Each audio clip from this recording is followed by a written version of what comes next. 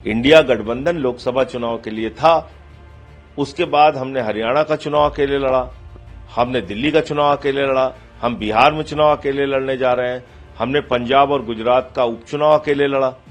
तो आम आदमी पार्टी ने अपनी स्थिति स्पष्ट कर दी है। भाई सवाल यह है कि सबसे बड़ा दल कांग्रेस था इसमें, और कांग्रेस पार्टी ने लोकसभा चुनाव के बाद न कोई बैठक की, न मीटिंग की, न कोई सबको साथ ले चलने की पहल की। तो ये सवाल तो है ही है। और तो क्या तेजस्वी यादव का सीएम बनने का सपना अधूरा ही रह जाएगा? क्या तेजस्वी यादव के अपने लोग ही उनका खेल बिगाड़ने की तैयारी कर रहे हैं? क्या तेजस्वी यादव के सपने पर खतरा मंडरा रहा है? दर्शकों, खबर बहुत बड़ी आ रही है, और ऐसी खबर जो तेजस्वी यादव की नींद उड़ाने के लिए काफी है। दरअसल बिहार विधानसभा चुनाव नजदीक है, तमाम दल अपने अपनी तैयारी में जुट गए हैं, लेकिन इसी कड़ी में इंडिया गठबंधन में फूट पड़ती हुई नजर आ रही है। दिल्ली के पूर्व मुख्यमंत्री अरविंद केजरीवाल की आम आदमी पार्टी ने ऐलान कर दिया है कि अब हम इंडिया गठबंधन का हिस्सा नहीं है। केजरीवाल की पार्टी ने बिहार चुनाव के बीच अब बगावत का ऐलान कर दिया है। दैनिक भास्कर की रिपोर्ट आपको दिखाते हैं। साफ तौर पर लिखा गया है कि आम आदमी पार्टी अब इंडिया गठबंधन का हिस्सा नहीं। सांसद संजय सिंह ने कांग्रेस की भूमिका पर सवाल उठाए हैं। बता दें दर्शकों कि कांग्रेस और आरजेडी की भूमिका पर सवाल उठाए जा रहे हैं। जहां एक तरफ देखा जाए तो बिहार चुनाव को देखते हुए कांग्रेस और आरजेडी प्रमुख दल होने के नाते पूरी तैयारी कर रही है, तमाम सहयोगी दलों को साथ लेकर चलने की बात कर रही है। लेकिन इसी कड़ी में अरविंद केजरीवाल की पार्टी ने ऐसा ऐलान किया है जो सीधे तौर पर बिहार विधानसभा चुनाव में तेजस्वी यादव का खेल बिगाड़ सकता है। तमाम सीटों पर आम आदमी पार्टी चुनाव लड़ने की तैयारी में है। इसी कड़ी में संजय सिंह का बयान सामने आया है, देखिए जरा।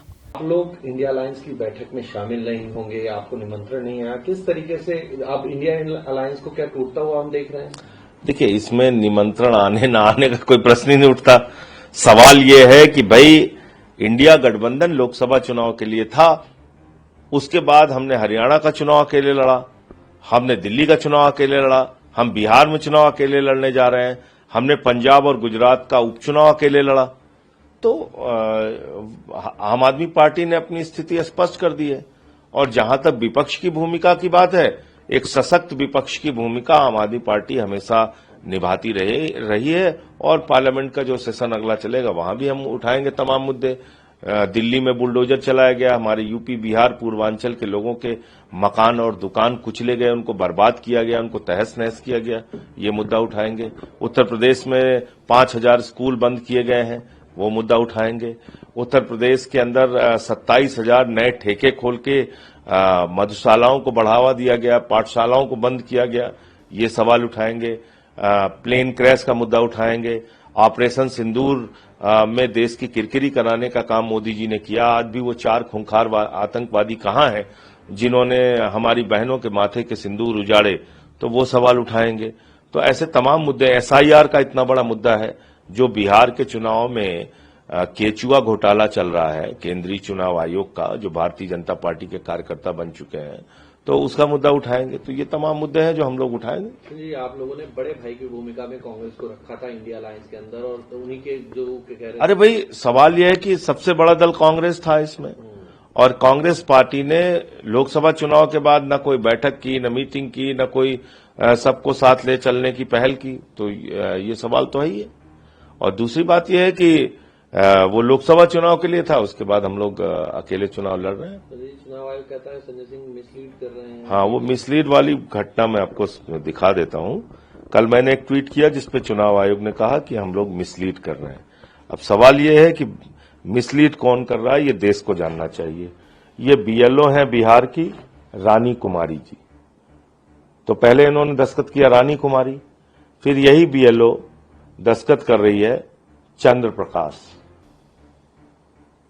तो आप इसका जांच करा लीजिए ना, अगर मैं झूठ बोल रहा हूं तो मुझे जेल में डाल दीजिए।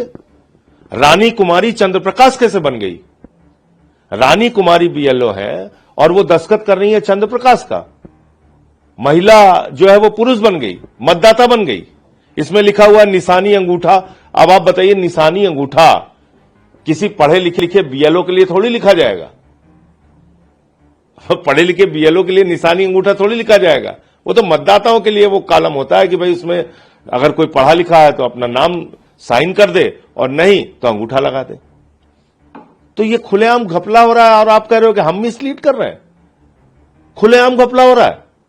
तो इसलिए मुझे लगता है कि आज पूरे देश को चुनाव आयोग के खिलाफ खड़ा होने की जरूरत है, वरना चुनाव का कोई मतलब नहीं है। और बिहार के चुनाव का परिणाम तो अभी ही आ चुका है। अगर एसआईआर पर रोक नहीं लगी तो आप मुझसे लिख के ले लीजिए, भारतीय जनता पार्टी वहां पर चुनाव 100% जीतेगी और चुनाव आयोग उसको जिताने का काम कर रहा है।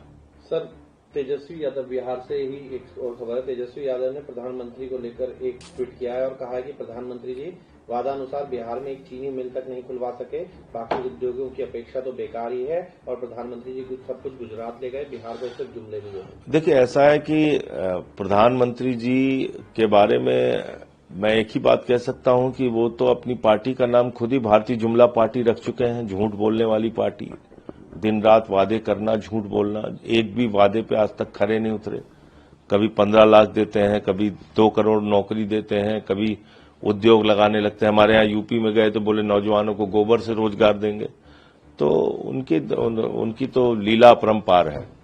सुना आपने आम आदमी पार्टी के नेता और सांसद संजय सिंह ने कांग्रेस की भूमिका पर सवाल उठाए हैं। कांग्रेस पर आरोप लगाया कि वो अपने सहयोगी दलों को दरकिनार करती है। इसके अलावा उन्होंने गुजरात चुनाव, हरियाणा चुनाव की भी बात कही, दिल्ली चुनाव की भी बात कही कि किस तरीके से हमने अलग चुनाव लड़ा, अकेले दम पर चुनाव लड़ा और कांग्रेस की वजह से उन्हें नुकसान हुआ। हालांकि आरोप प्रत्यारोप का ये जो दौर है ये नया नहीं है, ये पहले भी देखने को मिला है। दिल्ली चुनाव हो या फिर हरियाणा चुनाव हो, गुजरात चुनाव हो, लेकिन अब जिस तरीके से बिहार विधानसभा चुनाव के दौरान ये ऐलान अरविंद केजरीवाल की आम आदमी पार्टी के द्वारा किया गया है, ये सीधे तौर पर तेजस्वी यादव के लिए खतरे की घंटी है। क्योंकि देखा जाए तो उधर असदुद्दीन ओवैसी भी गठबंधन की कोशिश में थे, लेकिन तेजस्वी ने उन्हें दरकिनार कर दिया। चंद्रशेखर आजाद भी 100 सीटों पर अपने प्रत्याशियों का ऐलान कर चुके हैं। इसके अलावा देखा जाए, माफ कीजिएगा, 100 सीटों पर चुनाव लड़ने की घोषणा कर चुके हैं। इसके अलावा देखा जाए तो जनसुराज भी है मैदान में, असदुद्दीन ओवैसी भी हैं और इसके अलावा आम आदमी पार्टी अकेले अपने दम पर चुनाव लड़ने की बात कह रही है। ऐसे में ये बड़ा नुकसान सीधे तौर पर तेजस्वी यादव को है, क्योंकि आम आदमी पार्टी अगर चुनाव में उतरती है तो मुस्लिम और दलित वोट बैंक भी, ओबीसी वोट बैंक कहीं ना कहीं बढ़ता हुआ नजर आएगा। फिलहाल के लिए इस रिपोर्ट में इतना ही। देश और दुनिया की तमाम खबरों के लिए बने रहने नेक्स्ट 9 न्यूज़ के साथ।